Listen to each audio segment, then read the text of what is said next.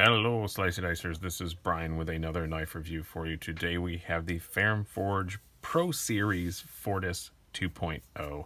This is a production version of the very well-known and quite pricey Ferrum Forge Fortis, made by We, beautifully made in China, but a very gorgeously made knife. Very happy with all that aspect of it. We'll get to that more later. $250, which is not cheap, but not bad at all for a Ferrum Forge knife, other than the mass drop versions, which that's the nice thing about this, is you can just go buy one of these. And in Blade HQ, they got a bunch of different versions of it in stock. We'll talk more about the versions later, but you can just go buy one. You don't have to deal with the mass drop thing. You don't have to deal with any of that. You can just go get one, and that's pretty awesome for a Ferrum Forge to be this accessible.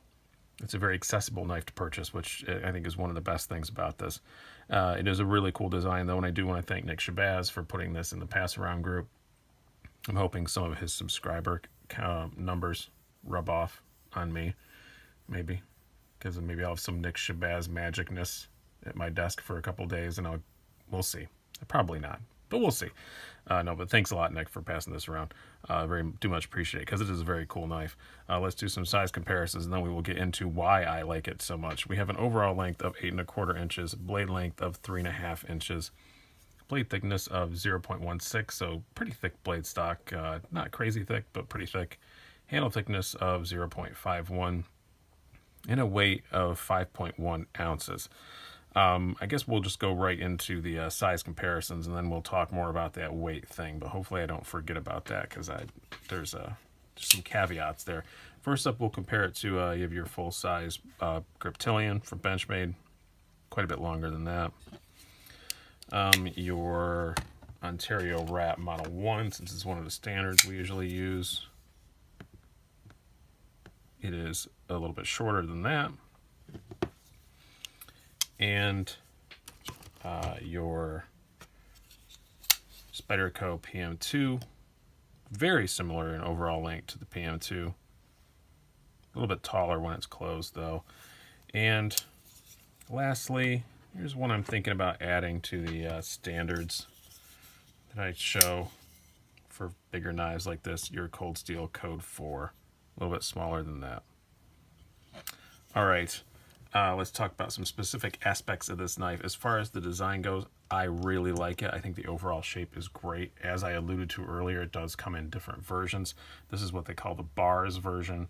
There's also one like a honeycomb pattern and one that's milled all the way through. I would probably choose the latter if I were to buy one, because it's a little bit lighter. 5.1 ounces, not bad, but the milled version is a little bit lighter, so that would be kind of nice to have. But other than that, I really do like the design, and I really like this blue finish, which I'm not normally a fan of colors for anodization, but the way they did this, like stonewashed it, then anodized it, is what I'm guessing. I hope that's coming up out of there, but it looks this kind of crackly, almost sparkly finish. It's really, really nice. I really do like the finish on this a whole lot, as I do the finish on the blade. Very nice stonewash on the blade. Very well done. And all the screws, really good quality. Did a great job.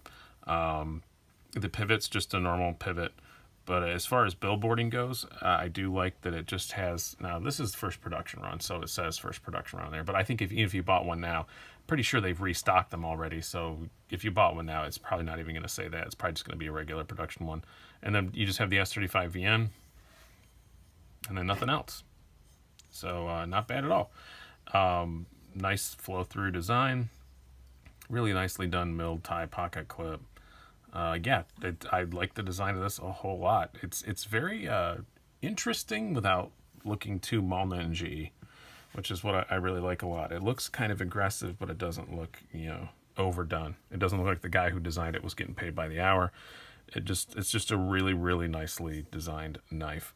Now the blade, also good. S35VN steel. That's fine. For a 250, you can argue maybe it should be M390 or something, but it's all right. Nice, as I said, a pretty thick blade stock, but it does have such a high flat grind.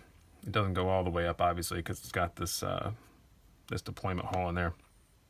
but it's still a pretty good slicer. Very thin behind the edge, 19,000, so that's good. Great edge. It's been passed around a bit, as I said. It still came to me really sharp. I haven't touched it or anything, and it's been fine. As far as the tip goes, it's gonna look. It is more robust than it looks from this angle because I've got, you know, it's got that nice swedge to it. But yeah, it is a bit thin of a tip. It's not a pry bar by any means, but you shouldn't be doing that kind of stupid crap anyway. I just really like the blade. That's kind of all I had to say about it. It's really good. And ergonomics are excellent, though. Ergonomics, I have a bit more to say about it. This is the bars version, as I said. This is the only version I've held, but from looking at pictures, I think this should be the least ergonomic of the different kind of patterns you can get, but it still is really good. I definitely don't feel that pocket clip at all. Great job there. The jimping up here is a bit serious. That's one complaint I have. It works. I mean, definitely locked in there, but it doesn't need that. That could be knocked down a little bit. But other than that, you know, pretty darn good. Excellent feeling here. Again, large size hands, skinny fingers. I definitely have more than enough room for all 4 fingers. But when you choke up, it's even better. You can still use the chimping back here if you want to. You have a nice thumb rest up here. It's super comfortable thumb rest to go do, you know, some little detail stuff. And this finger choil is definitely big enough for almost any finger. It's going to work just fine. Very well done and ergonomically. And again, I think this is probably the worst of the 3 of them, and it's still excellent. So I'd love to try one of the plain ones or the through-hole version, you know, and see how those are. But yeah, the plain one would be, it'd be amazing ergonomically. It's going to weigh a bit more, but that would be nice anyway. All right. Let's talk about the deployment on this. This is the thing that blows me away about this. So I remember seeing I want to say it was Birdshot, and they just kept going on and on and on about the noise this thing makes. And you know what? They're right. It is just one of the most satisfying noises I've heard. Listen. It's just such a... I hope it's coming across in the camera. It's a very satisfying, expensive sounding click. It just sounds very solid, bank vaulty, expensive, pricey action on it. And it's very smooth also. I didn't tear this apart because it isn't mine. But it's just, the action on it is just outstanding. If I have one complaint, well, first of all, one complaint is definitely not the flipper tab. It's perfect. You can push button it, you can light switch it, you can do whatever you want. And it's a very comfortable flipper tab. There is some jimping up there, which is nice, but if I have one complaint, it's that the little deployment hole is a bit of a trick. I can spidey flick it just fine, but thumb flicking it, I always have a bit of a... Yeah, I got it that time. I always have a bit of a thing of the thumb flicking it because I'm pushing on the lock bar. Just the way that my hand wants to hold it, I'm pushing on the lock bar, and I always have a bit of an issue with it. But I didn't there, so I guess I won't make a big deal about it. As far as carrying it, carries pretty good. 5.1 ounces, not light, but not heavy by any means either for something like this. Pocket clip, excellent, sliding in and out of almost anything. You do have a fair amount sticking up. And you're going to have... about that much knife sticking out of there, so yeah, it's a bit, but it's not too horrible bad. And it is a bit wide in the pocket, but not too bad. And you've got nothing to catch on here. There's no jimping or anything. Your hand slides right by it. The flipper tab is not too much of a pocket pecker. I feel like I can say pocket pecker because this is Nick Shabazz's knife, so I can use his words. I think that's how it works, right? But no, it's not too horrible bad. It doesn't carry awesome, but it carries pretty good for what it is. For a blade this tall, I think they did a good job. And as you can see, you know, they did a great job with the packaging as far as you were looking at, you know, they really couldn't have gotten much more blade in this size of a knife, or in this size of a handle for sure. They definitely used every bit of real estate that they have.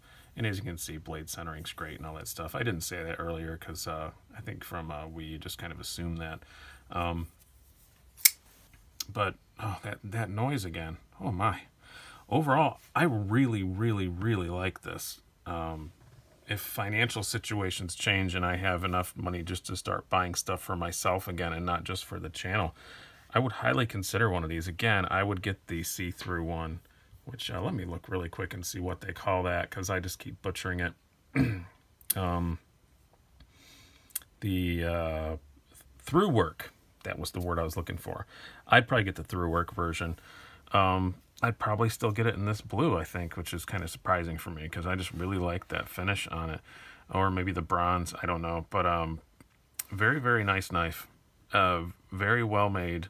I think $250, just about right. Comes with a nice cloth package and all this stuff, you know, the normal zipper pouch, all that thing. And it's a Ferrum Forge, which I've had very good luck with them as far as I've had a couple of the mass drop ones pass through. I own a Gent, and which I'll never get rid of. I love the mass drop Ferrum Forge Gent, also made by so same people involved. It just is going through mass drop instead. But I love that this, you don't have to go through mass drop. You can just go buy one. That's a great thing. That's really, really good. I like it when I know that I have nothing against mass drop. I've had pretty good luck with them. I had one that kind of made me mad, but you guys have seen that in the videos. But other than that, you know, they've been great. But it's nice just to be able to go to a knife retail site and just freaking buy one. That's good for everybody. Hope you guys have enjoyed this. You may see another one of these on the channel someday soon. We shall see. I've been Brian. Have a good one.